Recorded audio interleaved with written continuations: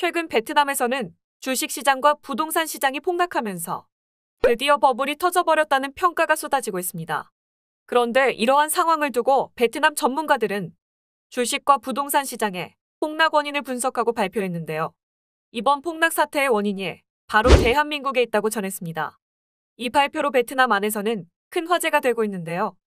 대체 베트남이 이번에는 무슨 헛소리를 하는지 알아보겠습니다. 영상 시작하겠습니다.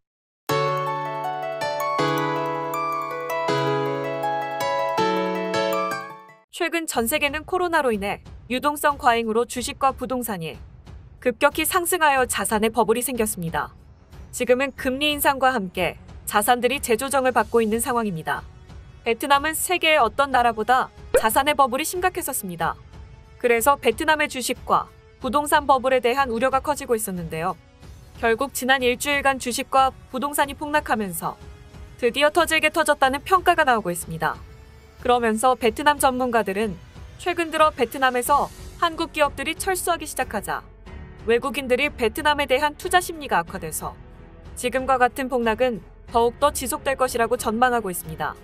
이렇게 베트남의 버블이 꺼지고 있는 가운데 베트남 국민들의 불안감은 더욱더 커지고 있는데요. 베트남 정부는 국민들의 불안감을 잠재우기 위해 지금의 시장 상황을 지속적으로 면밀히 모니터링할 계획이라고 발표했습니다. 그러나 이러한 발표는 그냥 입마금용일 뿐 지금 사태에 대해 근본적인 해결책은 제시하지 못하고 있습니다. 일련의 상황을 보면 베트남 정부가 아무리 머리를 써도 답을 찾지는 못할 것 같습니다. 지금 베트남의 상황을 보면 특히 부동산 기업들의 주가가 많이 빠지며 역사상 최대의 폭락을 하고 있는 상황입니다. 항상 경기가 나빠지기 시작하면 금융주들이 먼저 빠지기 시작하는데요. 지난 3일 베트남 현지 매체 베트남 파이낸스의 보도에 따르면 베트남을 대표하는 금융주들이 약세를 보이고 있다고 전했습니다. 금융주들은 하루에 7% 이상 폭락을 했으며 이러한 금융주들의 폭락은 그동안 우려되고 있던 베트남의 버블이 꺼지기 시작하는 신호가 아니냐며 우려를 나타내기도 했습니다. 이전에 부동산 기업들의 주가가 많이 빠졌다고 말씀드렸는데요. 현재 금융주들보다 심각한 것은 베트남의 부동산 상황입니다. 베트남은 그동안 부동산의 상승으로 경제를 유지해오고 있었는데요. 실제로 베트남에서 그동안 부동산을 떠받치고 있던 제조업의 상업용지들이 코로나 이후 급격하게 수요가 줄어들면서 부동산 가격이 폭락하고 있습니다. 중요한 점은 이런 폭락 현상이 일시적인 것이 아닌 수년간 지속될 것이라는 전망도 나오고 있다는 것입니다. 보통 주식시장이 어려우면 부동산 시장이 대체제로 떠올라 전체적으로 자금 흐름이 안정적으로 흐르게 되는데요. 현재 베트남의 주식과 부동산이 동시에 하락하는 것은 베트남의 상황이 아주 심각하다는 증거로 보여집니다. 최근 베트남의 주식시장과 부동산 시장의 버블이 터지면서 해외 매체에 관심을 끌었는데요. 해당 소식은 미국의 CNN에도 소개될 정도로 전 세계적으로 주목을 끌고 있습니다. CNN은 지난 3일 베트남 경제의 추락과 부동산 폭락 사태에 대해 집중 보도를 했는데요. 베트남의 지난해 통화량 증가는 코로나로 인한 피해 회복에 도움을 주었다. 그러나 베트남 경제 성장률에 비해 베트남의 통화 공급량이 너무 많아 실물 경제가 감당할 수 있는 수준이 아니다. 넘치는 유동성이 부동산과 증시로 몰렸고 결국 베트남의 버블이 터져버렸다라고 베트남 정부의 무지성적인 화폐 발급과 코로나 지원금에 대해 분석했고 앞으로 긴축 정책을 펼치며 통화량을 줄여야 이번 사태가 진정될 것이라고 경고했습니다. 그러면서 베트남 정부가 현재 대처하는 방식에 대해서는 상황을 악화시키는 행위라고 지적했는데요.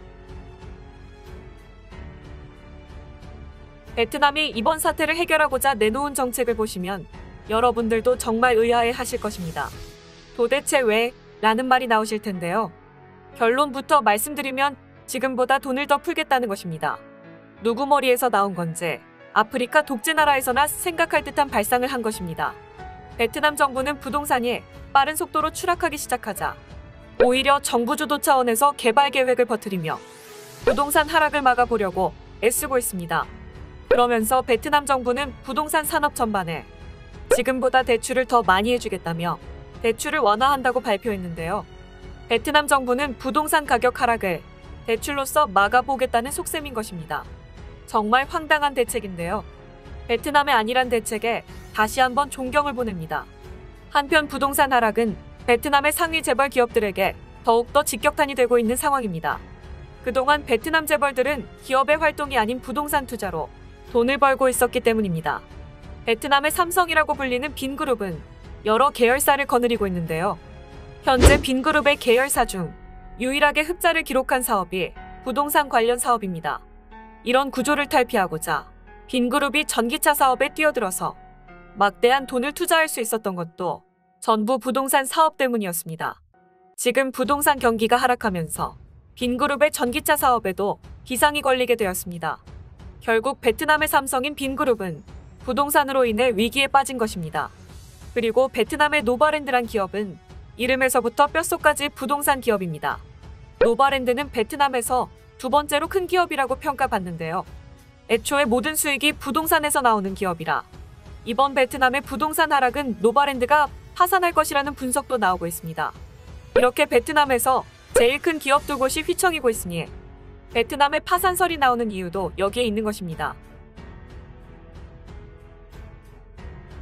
한편 이번 사태에 대해 베트남 국민들은 한국을 원망하고 있다고 전해지고 있습니다. 그들의 주장은 이번 사태가 한국 기업들의 베트남 철수로 인해 이뤄진 것이라고 황당한 주장을 펼치고 있는데요.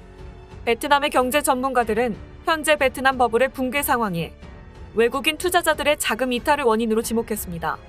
그런데 외국인의 자금 이탈의 시작을 알린 것이 바로 한국 기업들의 철수로부터 시작되었다고 분석을 내놨는데요. 이번 달 초부터 삼성전자가 베트남 근로인력의 40%를 줄인다는 사실이 있는데 이것이 외국인들의 시각에서는 똑똑한 한국인들이 베트남의 상황을 미리 파악하여 먼저 선수친 것이라고 해석했다고 주장했습니다. 그러면서 현재 베트남의 자산 버블 폭락 상황을 한국 기업들이 원인이다라고 또다시 한국을 이용하고 있는 것입니다. 베트남의 상황을 예의주시하고 있던 해외 베트남 투자자들은 상황이 심각해지자 베트남에 투자한 부동산과 주식들을 처분하기 시작했습니다. 그러면서 베트남의 자산 버블의 폭락은 가속화되고 있는 중입니다. 지금 베트남 정부는 대출을 완화시키면서 시중의 자금의 유동성을 더 키우고 있는 상황입니다. 기존 선례에서 봤듯이 베트남 정부는 최악의 선택을 한 것인데요. 그러면서 베트남의 이번 자산 폭락의 원인을 한국 기업으로 돌리면서 언제나 똑같은 모습을 보여주고 있습니다. 정말 한결같은 모습인데요. 참 보기 좋습니다. 베트남의 자산 버블 폭락이 지금보다 더욱더 가속화되길 바라면서 오늘 영상은 여기서 마무리하도록 하겠습니다. 영상이 마음에 드셨다면 구독과 좋아요 부탁드립니다. 구독과 좋아요는 영상 제작에 정말 큰 힘이 되고 있습니다. 더 좋은 내용으로 다시 찾아뵙겠습니다. 시청해주셔서 감사합니다.